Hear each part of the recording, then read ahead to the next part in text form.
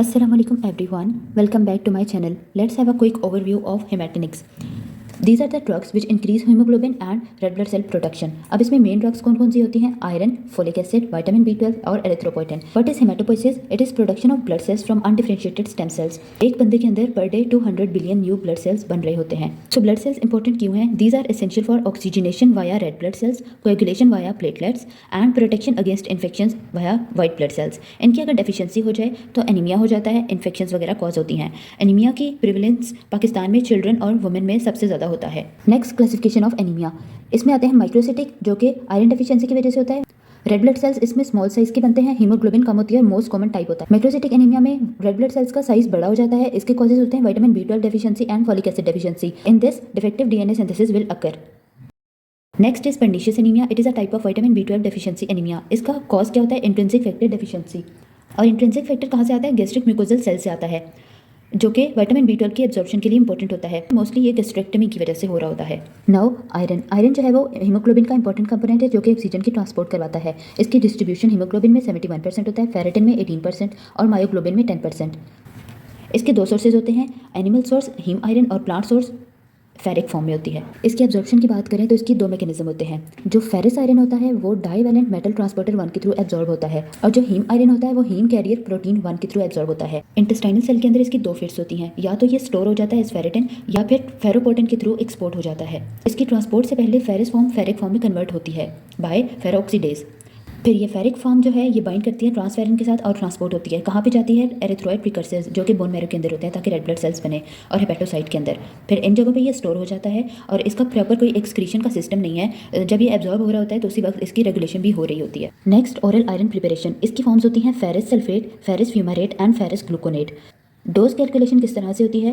200 to 400 milligram daily dose देनी होती है और ये 3 से 6 मंथ के लिए इसको कंटिन्यू करना होता है. नाउ पार एंट्रल आयरन कब देते हैं? जब ओरल आयरन टॉलरेट ना हो सके और क्रोनिक रीनल फेलियर हो या पोस्ट गैस्ट्रेक्टमी हुई भी हो. इसकी ये सब प्रिपरेशन होती हैं which include iron dextran, low molecular weight, high molecular weight, iron sucrose IV के थ्रू देते हैं, आयरन सोडियम ग्लूकोनेट वगैरह. देन इसकी टॉक्सिसिटी. एक्यूट टॉक्सिसिटी चिल्ड्रन में होती है. क्यों? क्योंकि एक्सीडेंटल इंजेक्शन कर लेते हैं आयरन की. This will lead to shock, metabolic acidosis, coma and even death. Acute toxicity के ट्रीटमेंट में डेफिरोक्साइन देते हैं IV रूट के थ्रू. देन क्रोनिक टॉक्सिसिटी ये कहाँ पे देखी जाती है? जहाँ पे ट्रांसफ्यूजन्स वगैरह ज़्यादा हो रही हो, लाइक इन थैलेसीमिया मेजर. इसके ट्रीटमेंट में जो ड्रग्स यूज़ होती हैं वो हैं डेफिरा साइरोक्स और डेफिरिप्रोन, और ये दोनों ओरल दी जाती हैं. Next vitamin B12 which is cobalamin. इसके sources meat, fish, egg, milk वगैरह होते हैं.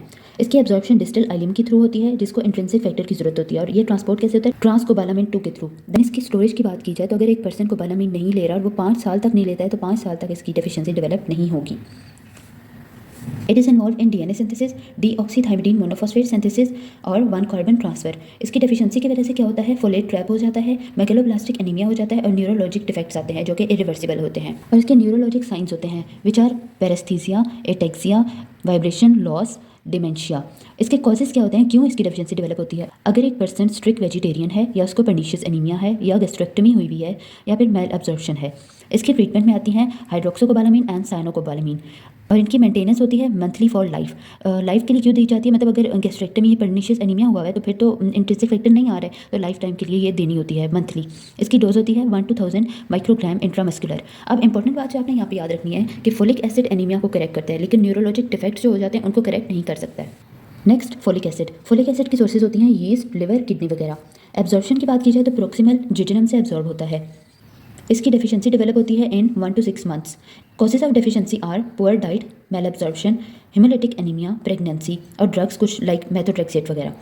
डेफिशिएंसी हो गई है तो उसकी मैनिफेस्टेशंस या फीचर्स क्या होंगे? Megaloblastic anaemia and neural tube defects. इसका ट्रीटमेंट किस तरह से किया जाता है? ओरल फोलिक एसिड दिया जाता है 1 मिलीग्राम पर डे, और ये प्रेगनेंसी में सेफ होती है. अब इसके ट्रीटमेंट का रूल क्या है? You have to exclude vitamin B12 deficiency before giving alone.